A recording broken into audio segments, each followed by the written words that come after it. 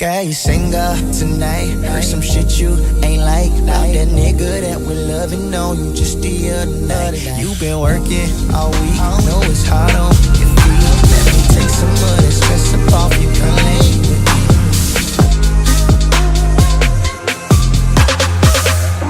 Après le vent, le grain, les creux, place à une étape technique. On quitte les Anses d'Arlay et son paysage magnifique pour une autre belle commune de notre île, Sainte-Anne. Technique, nous avons dit. Alors, place au pro.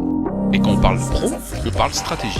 Alors à ce petit jeu, soyons soit futés comme le bison. La stratégie, de toute façon pour nous, c'était d'arriver à l'arrivée et d'attaquer là où on pourra attaquer. Donc aujourd'hui, il y a une étape où on peut attaquer, donc on va faire le maximum sur l'étape d'aujourd'hui. Bon, comme tout Martiniquais, je connais bien le plan d'eau. Je suis un des rares qui va et qui passe un petit peu au milieu des cailloux. Ou encore soyons expérimentés comme en Boulogne. C'est complexe parce que les conditions peuvent évoluer beaucoup. Les options aussi sont nombreuses, qu'elles soient tactiques ou stratégiques. Et après, on doit aussi gérer le bateau parce que c'est une course qui dure dans le temps, donc le matériel compte aussi un peu beaucoup même. Donc il faut qu'on puisse terminer la course comme on l'a commencé. À la découverte pour cette première participation, mais déjà pointant en haut du classement, le duo Bouel-Moni a aussi son astuce. Nous, on essaie toujours de rester, proche des autres bateaux de nos compétiteurs principaux. On sait qu'on a une bonne vitesse, donc on l'utilise pour bien se positionner par rapport au point d'arrivée ou à la prochaine marque de parcours beaucoup. On essaie de ne pas trop coller les côtes, parce qu'on sait souvent avec les côtes, le problème c'est qu'ils auront moins de vent un peu. Sinon, on regarde beaucoup sur l'eau, voir les risées qui se déplacent sur le plan d'eau, voir qu'est-ce qui s'en vient. Puis la veille, on regarde sur les cartes, sur l'ordinateur pour voir les hauts fonds, les corridors de vent qui seraient disponibles. C'est donc la stratégie des frères Boulogne qui aura été payante. Encore une. Alors, caille ou pas caille? Pas caille. On a tiré au large, on a assuré.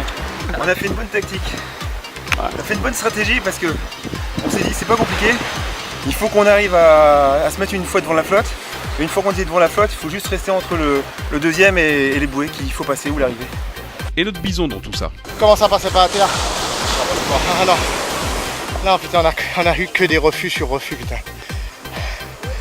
Mais bon, écoute, c'est la vie, hein. Sinon, les deuxièmes de l'étape ont eux aussi leur astuce. Le plus dur au début, ça a été de bien tenir les vagues et le vent pour passer le diamant, où c'était assez chaud, il y avait des creux. Donc beaucoup de vent, beaucoup de mer, une accélération entre le diamant et la côte. On a essayé de ne pas jouer trop près de la côte, même si c'était mieux parce que c'était dangereux. Et ensuite, pas trop rentrer dans les cailloux, aller au large, il y avait beaucoup plus de vent au large. Dès qu'on revenait à terre, on voyait qu'il y avait une molle. Et donc nous, on a joué plutôt au large, il y en a qui sont restés plus à terre, je pense qu'ils ont perdu un peu de temps. Comme quoi, la stratégie, ça paye. Demain, une autre étape, Sainte-Anne, Vauclin, avec un passage à surveiller à la table du diable, et encore de belles images en perspective.